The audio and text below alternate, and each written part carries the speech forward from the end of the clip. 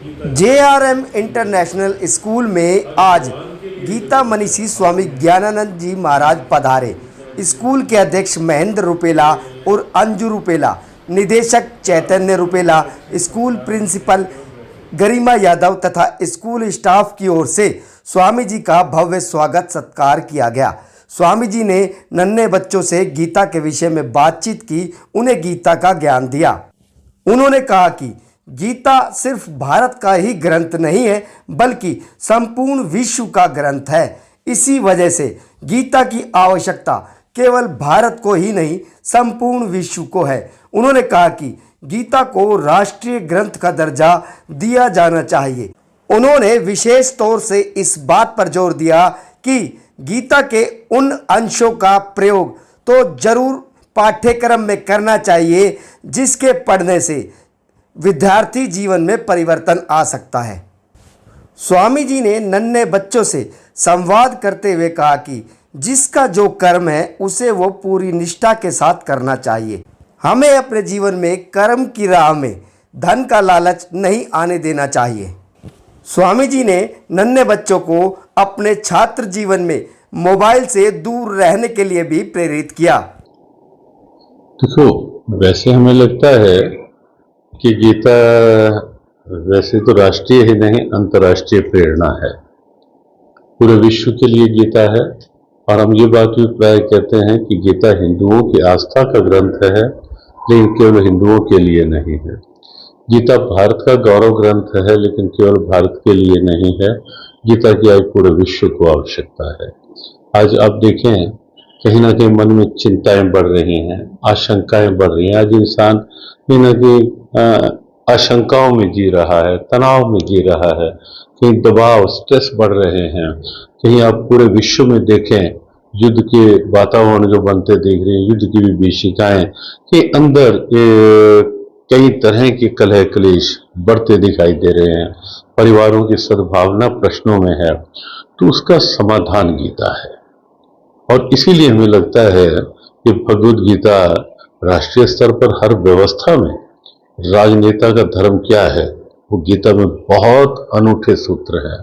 कहीं प्रशासन में कोई है, उसका धर्म क्या है, उसका कर्तव्य क्या है। गीता की एक बड़ी बात है कि गीता ने धर्म को मजहब के साथ नहीं जोड़ा, रिलीजन के साथ नहीं जोड़ा, मत मतांतर संप्रदाय के साथ नहीं जोड़ा।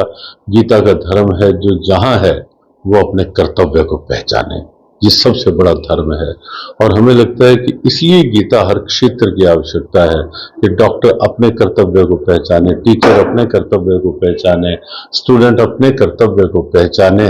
तो जब सब लोग ये सोचेंगे कि मेरा कर्तव्य ये है, तो आप अनुमान लगा के देखें कि व्यवस्था में कितना एक नवीनीकरण होगा, कितना सुंदर स्वरूप बनेगा व्यवस्था का, और व्यवस्था के माध्यम से राष्ट्र और समूची मानवता का। और केवल इसीलिए हमारा आग्रह है कि भगवद गीता को राष्ट्रीय स्तर पर कुछ ऐसी स्वीकार्यता मिले। कुछ देखो, हमारा ये विश्वास भी है, शास्त्रों में भी है, लेकिन हम साथ साथ ये भी कहते हैं कि जिसकी जहां श्रद्धा है उसके लिए वही उसको मानना चाहिए पूर्ण है। मेरे लिए तो श्रद्धा का स्वरूप ही तभी आएगा। कृष्ण पूर्ण परमात्मा है, निश्चित है, लेकिन इसमें भी ये हठधर्मिता नहीं कि तुम्हारा परमात्मा ठीक नहीं, हमारा ठीक है। ये कलह के बिंदु बीच में नहीं आने चाहिए।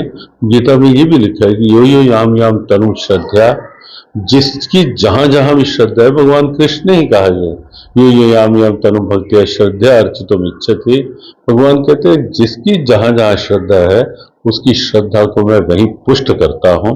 अर्थात अपने इष्ट को हम पूर्ण माने, अपने गुरु को हम पूर्ण माने, लेकिन दूसरे के प्रति हम निम्न भाव ना रखें। ये आज बहुत बड़ी आवश्यकता है। कर्तव्य की बात है सर।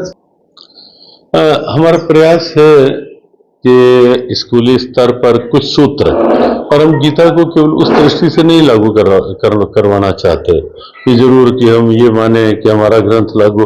हम कहते हैं कि गीता के वो संस्कार ले लो आप, कि बच्चों में जहां जहां प्रॉब्लम्स हैं बच्चों की अगर एकाग्रता में कमी आ रही है, क्यों आ रही है, गीता में उसके क्या है। बच्चों के आत्मविश्वास में कमी आ रही है तो उसके लिए गीता में क्या सूत्र है कि जिससे बच्चों का आत्मविश्वास बढ़े, बच्चों की एकाग्रता बढ़े, बच्चों के अंदर मूल्य वैल्यूज आए, वो भले ही लाइफ वैल्यूज हैं, फैमिली वैल्यूज हैं, करेक्टर वैल्यूज जिसकी बड़ी जरूरत है बचपन से ही आज, तो वो कैसे आए, उसके लिए हम कहते हैं कि वो संस्कार। किसी को अगर लगता है कि गीता ही क्यों, तो हमने कहा ना लो। इस संतरे से अगर लगता है क्या तो जूस पी लो भाई, जूस निकाल के थोड़ा सा ले लो। किसी को लगता हो कि गीता ही क्यों, तो हम कहते हैं ना लो, हमारा कोई हठ नहीं है, तुम गीता का कुछ रस ले लो, कोई पॉइंट ले लो जो तुम्हारे बच्चों के लिए भी उपयोगी आधार बने। हाँ, मुझे लगता है कि आज के समय की मांग है ये।